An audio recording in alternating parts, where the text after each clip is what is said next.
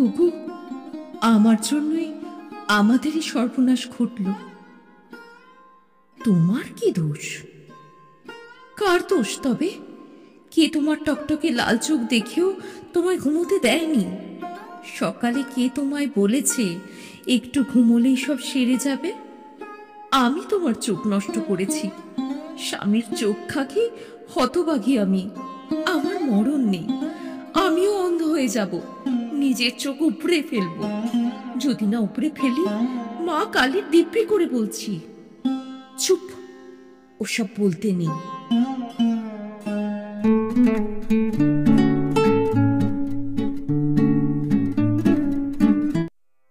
কুসুমকলির ব্যাকস্টেজে আজ পাঠ করছি শ্রী মানিক বন্দ্যোপাধ্যায়ের ছোট গল্প অন্ধের বউ। গল্প পাঠে আমি সহেলি। গল্পটি শুনে কেমন লাগলো লিখে জানাতে ভুলবেন না। আজকের গল্প শ্রী মানিক বন্দ্যোপাধ্যায়ের অন্ধের বউ। বিবাহের 1 বছর পরে ধীরাজ অন্ধ হইয়া গেল। চোখের একটা অসুখ আছে, বড় বিপজ্জনক অসুখ। চোখের ভিতরে চাপ যাতে বাড়িয়া যায়। অবস্থা বিশেষে একদিনের মধ্যেই মানুষের দৃষ্টিশক্তি নষ্ট হইয়া যাইতে পারে। আগের দিনটা ছিল বিবাহের বার্ষিক তিথি। রাত্রিটা দুজনে জাগিয়া কাটাইয়া দিয়াছিল। সারা রাত কয়েক মিনিটের জন্য চোখ না বুঝিয়া প্রতিদিন সকালে একেবারে সূর্যের মুখ না দেখিলেও রাত জাগাটা তাদের অবশ্য বেশ অভ্যস্ত হইয়া আসিয়াছিল। বিবাহের প্রথম বছরে রাত 2টোর আগে ফিসফিসানি শেষ হওয়াটা সাধারণ স্বামী স্ত্রীর পক্ষেও স্বাভাবিক নয়। ধীরাজ চোখে একটু যন্ত্রণা বোধ করিতেছিল, একটু ঝাপসা দেখিতেছিল, চোখ দুটি বেশ লাল দেখাইতেছিল। কিন্তু বিবাহের তিথিকে যথাযোগ্য সম্মান করার উৎসাহে ওসব সামান্য বিষয়কে তারা গ্রাহ্য করে নাই। সুনয়না বলিয়েছিল, তাই বলে আজ রাতে ঘুমোতে পাবে না, কিন্তু কাল সারা দিন ঘুমিও, সব ঠিক হয়ে যাবে। আমারও তো চোখ জ্বালা করছে, তবে একটু সেই রকম নাচ দেখাও, চোখ বোঝো। পরদিন বিকালের দিকে ডাক্তার ডাকা হইল। তারপর তাড়াহুড়া ছোটাছুটি করিয়া অনেক কিছু করা হইল, কিন্তু তখন বড় বেশি দেরি হইয়া গিয়াছে। ভোরে সুনয়নার হাত ধরিয়া ছাদে দাঁড়াইয়া নতুন সূর্যকেও ধীরাজ যখন ঝাপসা দেখিতেছিল, তখন সঙ্গে সঙ্গে ব্যবস্থা করিলেও হয়তো কিছু হইতে পারিত। কিন্তু তখন কে ভাবিয়াছিল টকটকে লাল চোখ, যন্ত্রণা, ঝাপসা দেখা চোখের মধ্যে আলোর ঝলক মারা এসব অন্ধ হওয়ার ভূমিকা?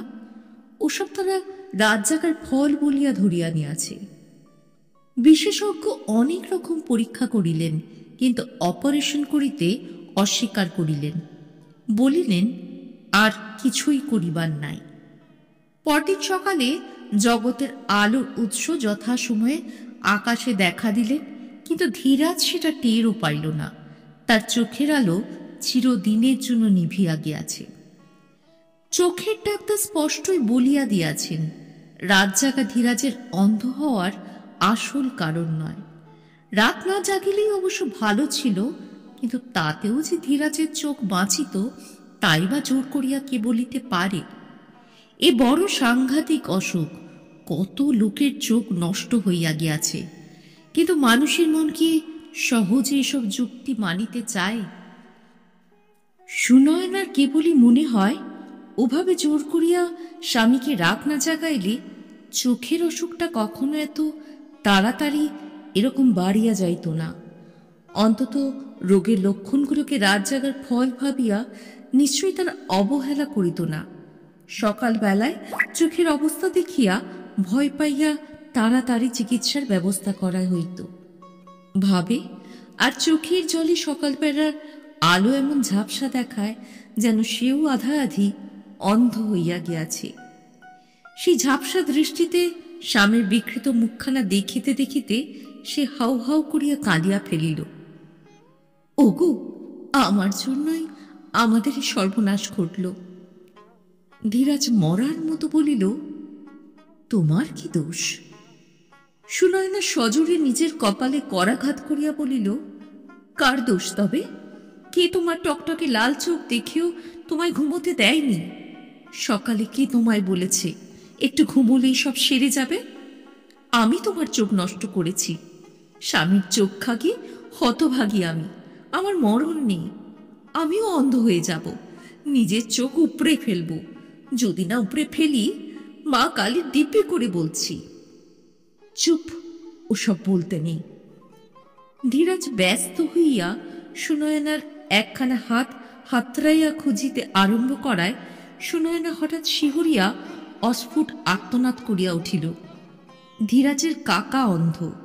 প্রথম এ বাড়িতে আসিয়া তাকে প্রণাম করার পর এমনই ভাবে আন্দাজে তার গায়ে মাথায় শীর্ণ হাত বুলাইয়া কাকা তাকে অভ্যর্থনা আর আশীর্বাদ জানাইয়াছিলেন।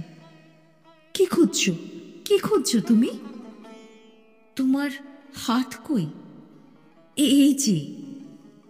তার একটি হাত নিজের হাতের মধ্যে গ্রহণ করিয়া ধীরাজ সান্ত্বনার সুরে বলিতে লাগিল, ওসব কথা মনেও এনো না। তোমার চোখ গেলে আমি বাঁচব কি করে? এখন থেকে তোমার চোখ দিয়েই তো দেখব। তুমি আমার সেবা করবে, কাজ করে দেবে, বইটই পড়ে শোনাবে। সুনয়না হাত ছাড়িয়া দিয়া ধীরাজ তার মাথায় হাত বুলাইয়া দিতে থাকে। সুনয়নার মাথাটা হঠাৎ এমন জোরে তার বুকে আসিয়া পড়িয়াছে যেন সে তার বুকেই মাথা কুটিয়া মরিতে চায়। সে অন্ধ হইয়া গিয়াছে। সান্ত্বনার সাহস পাওয়ার বদলে সে নিজেই অপরজনকে বুঝাইয়া আদর করিয়া শান্ত করিতেছে। এটা দুজনের কারো কাছে খাপ ছাড়া মনে হইল না। ভালোবাসার এই অন্ধ ব্যাকুলতার মতো দুর্ভাগ্যের ভালো ওষুধ জগতে আর কি আছে? ধীরাজ বেশি ব্যাকুল হয় নাই। কতকটা বজ্রাহত মানুষের মতো সে বিছানায় পড়িয়া আছে। মুখে বেশি কথা নাই, অদৃষ্টকে ধিক্কার দেওয়া নাই। কি পাপে তার এমন শাস্তি জুটিল, ঈশ্বরের কাছে সে কৈফিয়ত দাবি করা নাই। লোভী শিশুর মতো সকলের সহানুভূতি গিলিবার অধীর আগ্রহও নাই। এখন সে যেন নিঃসন্দেহে বিশ্বাস করিয়া উঠিতে পারে নাই চিরদিনের জন্য সে অন্ধ হইয়া গিয়াছে। মনের তলে এখনো যেন তার একটা যুক্তিহীন অন্ধ আশা জাগিয়া আছে, হয়তো সব ঠিক হইয়া যাইতে পারে। ইতোমধ্যেই সুনয়নাকে সে বলিয়াছে, তাছাড়া কি জানো, কিছুদিন পরে হয়তো একটু একটু দেখতে পাবো। ভালো দেখতে পাবো না বটে, চশমা টশমা নিয়ে হয়তো ধোঁয়াটে ঝাপসা মতো কাছের জিনিস শুধু দেখতে পাবো। তবু দেখতে পাবো তো। খুব বড় একজন স্পেশালিস্টের কাছে যেতে হবে। ধীরাজের মনে যতখানি হতাশা জাগা উচিত ছিল, ধীরাজের কাছে আমল না পাইয়া তার সবখানি যেন সুনয়নাকে আশ্রয় করিয়া তাকে আত্মহারা করিয়া দিয়াছে। ধীরাজের আফসোস আর হাহুতাশ যেন মুক্তি পাইতেছে তার মুখে। পরপর দুটি রাত্রি ঘুমায় নাই। একটি রাত্রি জাগিয়াছে স্বামীর সোহাগ ভোগ করিয়া, আরেকটি রাত্রি জাগিয়াছে অন্ধ স্বামীর স্ত্রী হইয়া জীবন কাটানোর বিভৎস অসুবিধাগুলোর কথা কল্পনা করিয়া। সারা রাত সে আলো নিভায় নাই। প্রথম রাত্রে তারা আলো নিভায় নাই দুজনে দুজনকে দেখিবে বলিয়া।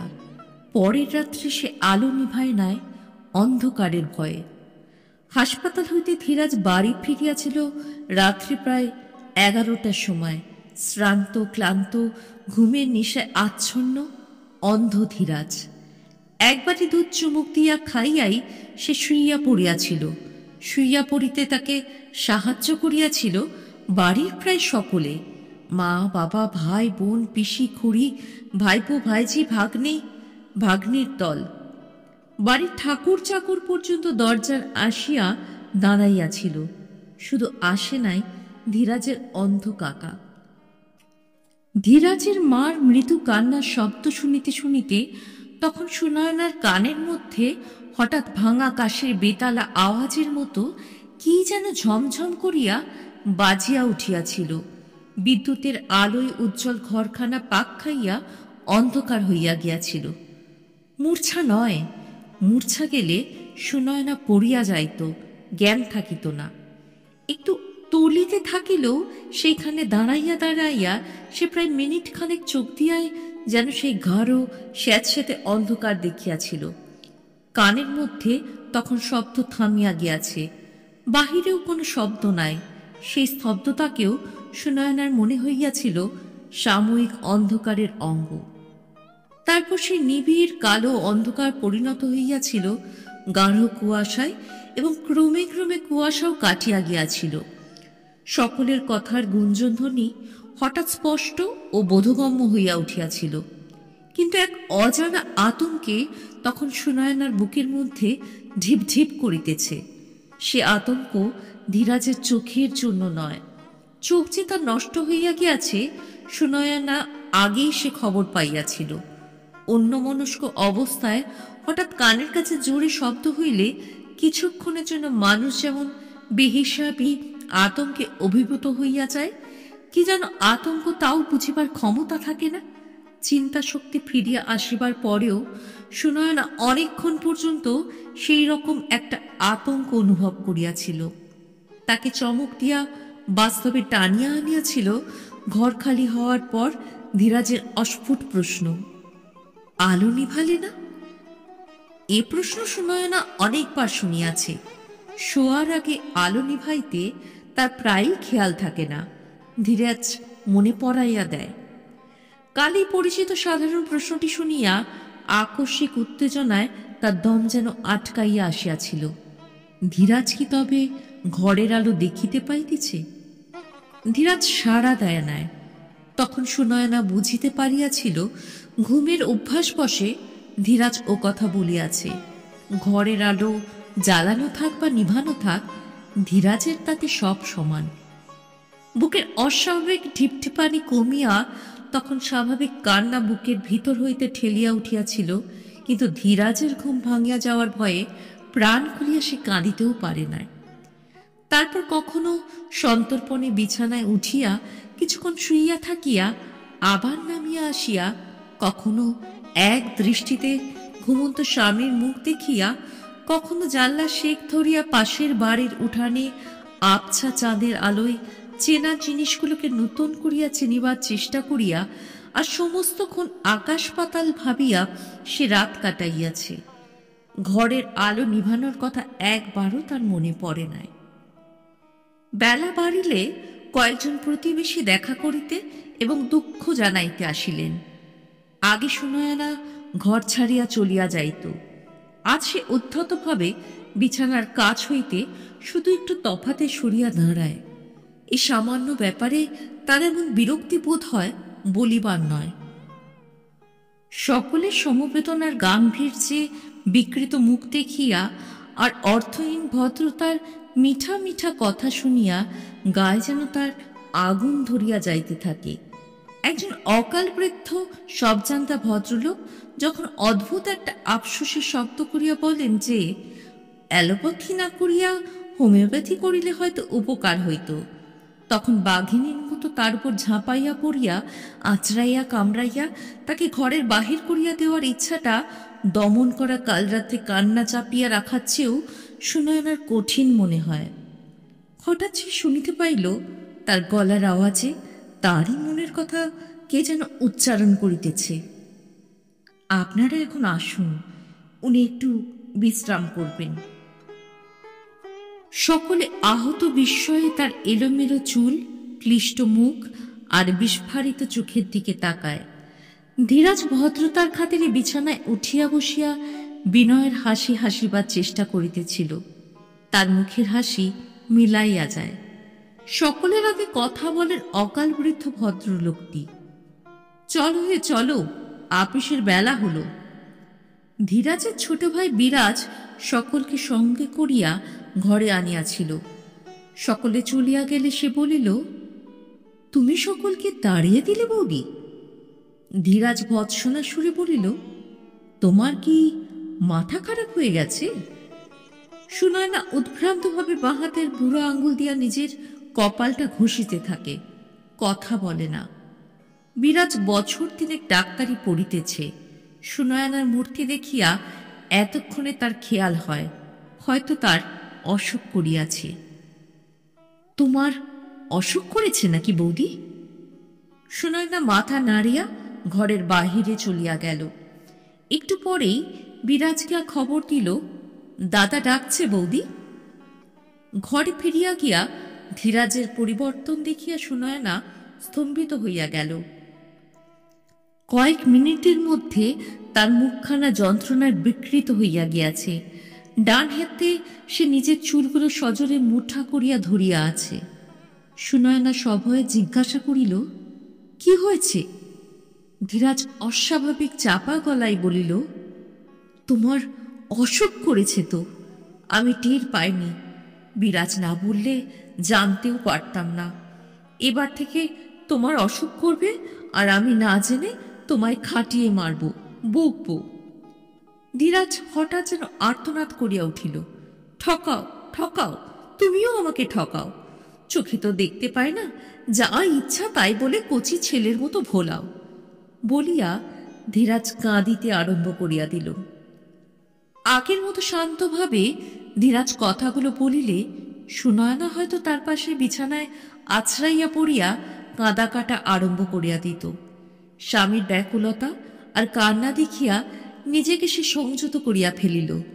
ধীরে ধীরে পাশে বসিয়া স্বামীর মাথাটি বুকে চাপিয়া ধরিয়া কয়েক ঘন্টা আগে ধীরাজ যেভাবে তার মাথায় হাত বুলাইয়া তাকে সান্ত্বনা দিয়াছিল, তেমনি ভাবে এখন তার মাথায় হাত বুলাইয়া দিতে দিতে বলিল, ওরকম করো না, পাগল হয়েছ? তোমায় ঠকাবো? ঠাকুরবোর কি কাণ্ডজ্ঞান আছে?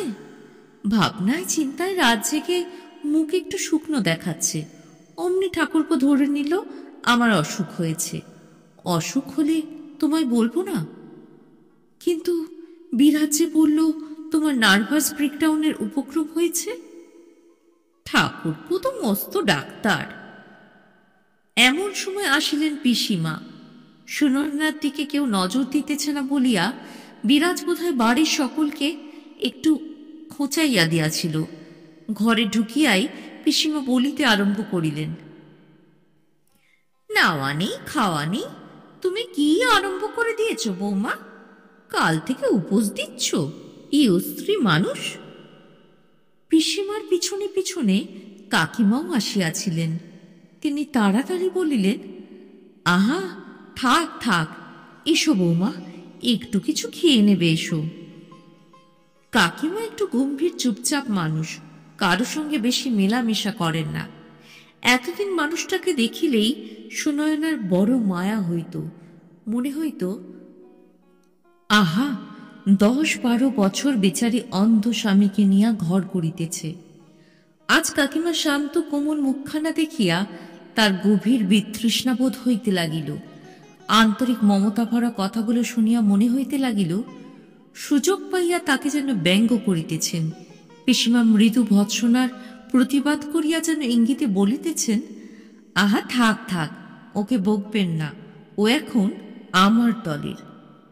একটু আগে সুনয়না হয়তো নিজেকে সামলাইতে না পারিয়া প্রতিবেশী ভদ্রলোকদের মতো গুরুজন দুজনকে অপমান করিয়া বসিত, কিন্তু ধীরাজের আকস্মিক উদ্ভ্রান্ত ভাব তার সমস্ত সঙ্গত ও অসঙ্গত উচ্ছ্বাসের বাহির হওয়ার পথ তখনও বন্ধ করিয়া রাখিয়াছিল। একটু ঘোমটা টানিয়া দিয়া সে নীরবে কাকিমার সঙ্গে চলিয়া গেল। একবার ভাঙিয়া পড়িয়ায় ধীরাজের ধৈর্য আর সংযম যেন নষ্ট হইয়া গেল। এতক্ষণ সে যেন টের পাইয়াছে তার চারিদিকে যে অন্ধকার নামিয়া আসিয়াছে সেটা রাত্রির সাময়িক অন্ধকার নয়, ভাগ্যের চিরস্থায়ী বন্দোবস্ত। কখনো দুঃখে সে একেবারে মুশরাইয়া পড়িতে লাগিল, কখনো অধীর হইয়া ছটফট করিতে লাগিল। মা একবার ছেলেকে দেখিতে আসিয়া ছেলের অবস্থা দেখিয়া দাঁড়াইতে পারিলেন না, চোখে আঁচল দিয়া পালাইয়া গেলেন। বাড়ির সকলে আসিয়া নানাভাবে তাকে শান্ত করিবার চেষ্টা করিল, কিন্তু তাতে সে যেন আরো অশান্ত হইয়া উঠিতে লাগিল। সব কথা জবাবে গুমরাইয়া গুমরাইয়া কেবলই বলিতে লাগিল, অন্ধ হয়ে বেঁচে থেকে কি হবে, এর চেয়ে মরাই ভালো। ধৈর্য আর সংযম দেখা দিল সুনয়নার মধ্যে। মনের সমস্ত অবাধ্য ও উচ্ছৃঙ্খল চিন্তাকে সে যেন জোর করিয়া মনের জেলে পুড়িয়া ফেলিল। বাহিরে আর তাদের অস্তিত্বের কোনো চিহ্নই প্রকাশ পাইল না। দুজনের দ্রুত পরিবর্তন দেখিয়া মনে হইতে লাগিল তারা যেন পরামর্শ করিয়া পরস্পরের মানসিক অবস্থাকে অদল বদল করিয়া নিয়াছে। ধীরাজ যতক্ষণ শান্ত ছিল ততক্ষণ পাগলামি করিয়াছে সুনয়না। এবার ধীরাজকে পাগল হওয়ার সুযোগ দিয়া সুনয়না আত্মসংবরণ করিয়াছে।